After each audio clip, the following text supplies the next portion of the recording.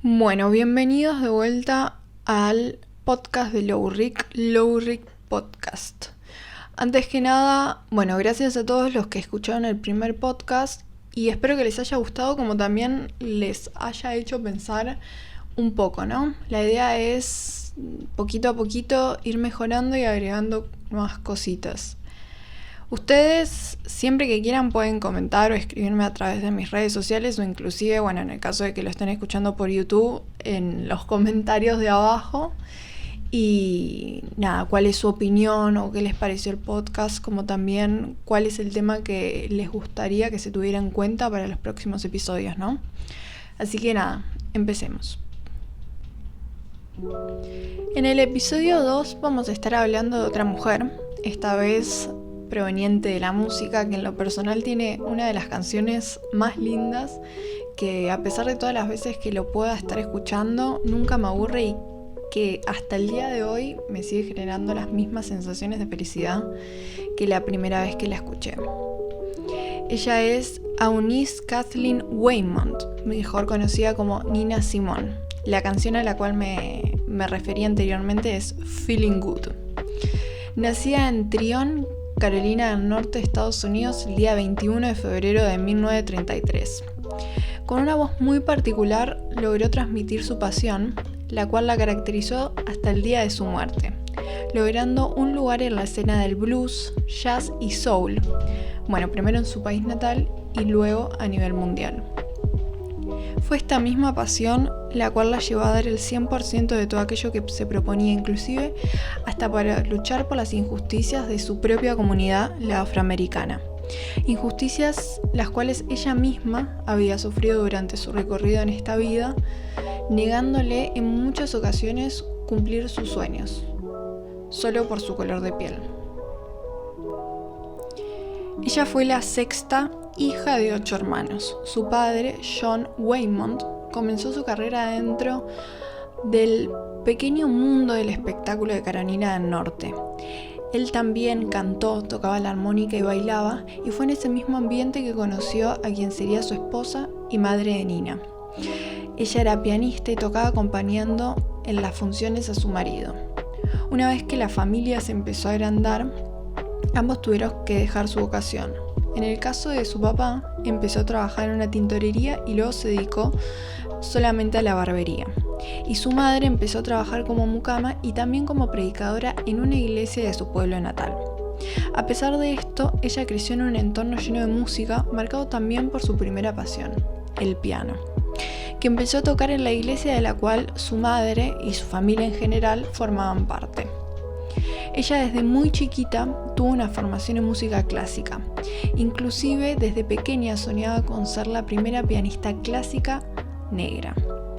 Su profesora de piano fue la señora Mazanovich, una mujer de origen judío, blanca, quien luego de escucharla una vez tocar el piano quedó fascinada con la pasión que esa pequeña niña transmitía en la música, siendo así que durante los próximos 5 años le abrió las puertas a la música de Bach, Beethoven, Mozart, entre otros. Fue su misma profesora de piano quien más creía en ella. A pesar de las dificultades raciales que existían por aquel entonces, inclusive ella creó un fondo llamado Eunice Waymont, con el objetivo de recaudar dinero a través de conciertos para su educación. Todo este dinero que se había recaudado, y luego de que ella obviamente terminara sus estudios iniciales, había alcanzado para estudiar 1 año y medio en uno de los conservatorios más prestigiosos, Juilliard, en Nueva York. Y luego de que sus ahorros, se agotaran, ella pidió una beca en Filadelfia, más exactamente en el Instituto de Música Curtis. Pero acá, por favor, no nos olvidemos el contexto. Eunice era una mujer negra en el medio de una sociedad marcada por las profundas desigualdades sociales y raciales. Por lo que esta beca, a pesar de saber que ella se la merecía, se la negaron simplemente por el color de piel. Esto fue un antes y un después en su vida, ya que a partir de este momento había comprendido que su camino iba a ser más largo y tedioso, meramente por cuestiones racistas y culturales de la época. Fue en ese momento que el dinero, había empezado a desaparecer y su futuro como pianista tenía que ser pospuesto, por lo que empezó a trabajar.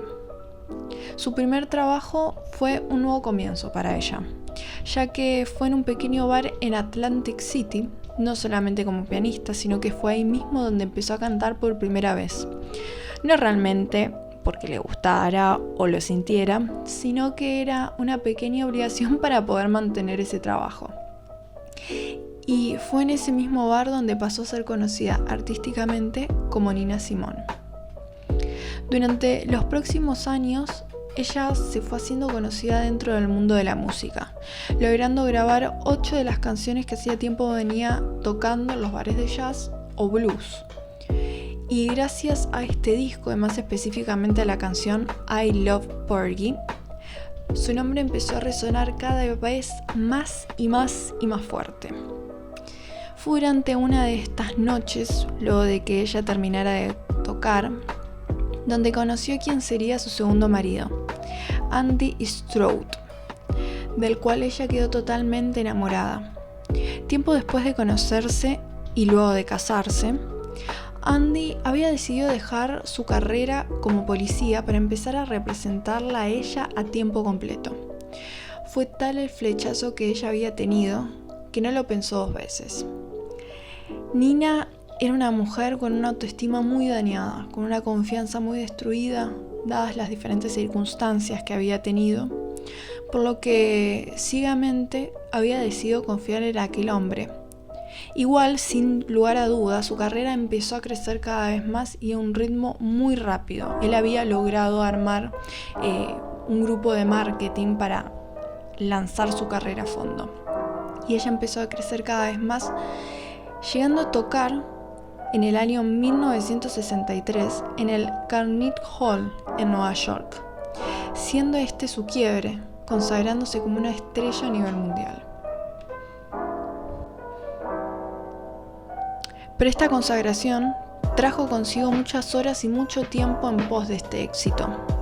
Para el año 1962 había nacido su única hija, Lisa Celeste Stroud, con quien siempre dijo que, luego de su nacimiento, vivió uno de los momentos más pacíficos de su vida.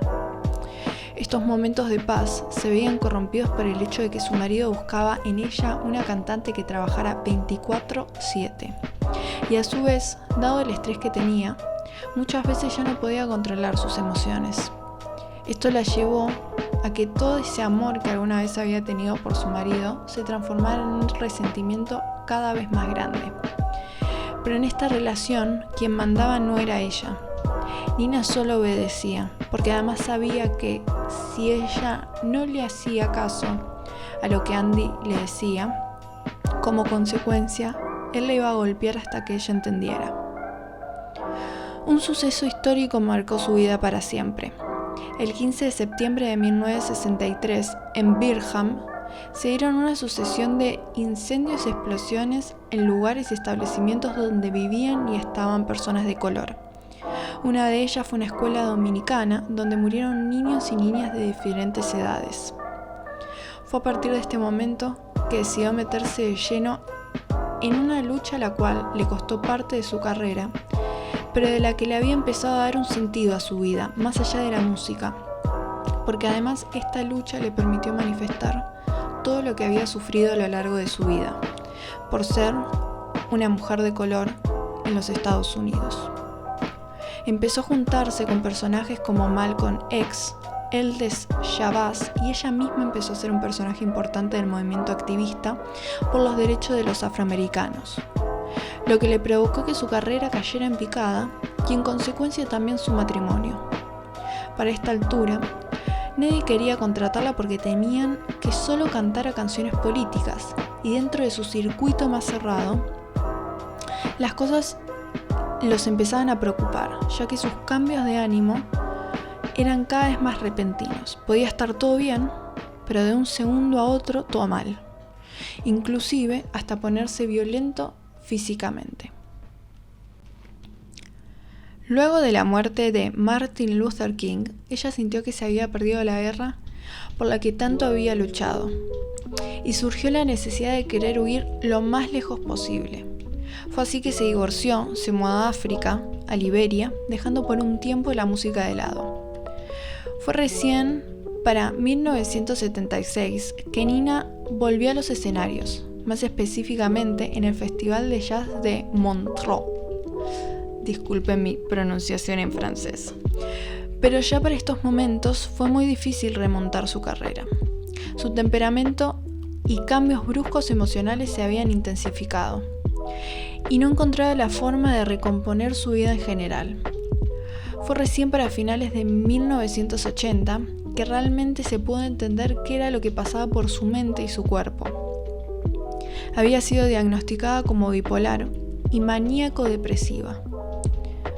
Gracias a 2 amigos que la acompañaron desde el principio de su carrera, pudo empezar a recomponer de a poco su vida.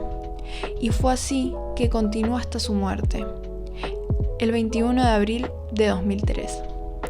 Hacia el final de sus días pudo encontrar cierta paz y la satisfacción en lo que hacía, disfrutando su presente sin que importara nada más allá de las melodías que componía. Una vez a Nina le preguntaron: ¿qué es la libertad para vos? Y ella respondió: es solo un sentimiento. ¿Cómo le dices a alguien lo que es estar enamorado? ¿Cómo le explicas a alguien que nunca se enamoró qué es lo que uno siente cuando te enamoras? No podés. Aunque te vaya la vida en eso, puedes describir las cosas, pero no explicarlas. Pero cuando te pasa, lo sabes, y eso es la libertad para mí. Un par de veces me sentí libre de verdad en el escenario, y eso es de otro mundo, ¿sabes? Mira, te voy a decir qué es la libertad para mí. No tener miedo. Nina Simone es una de mis cantantes preferidas, sin lugar a duda. Es una cantante que hasta el día de hoy, siempre que la escucho, me sigue transmitiendo en todas sus canciones un poco de su pasión. Y me transmite diferentes emociones, las cuales es como muy loco de explicar, ¿no?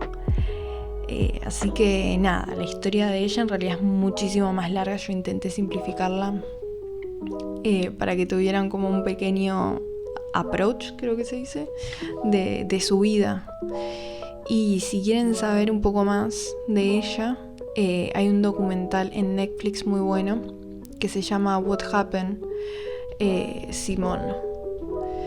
Cosa que está muy bien hecho. Y también, bueno, les recomiendo que la escuchen. Tiene varios discos, pero todos son increíbles para mí. Bueno, muchas gracias por haber llegado hasta acá.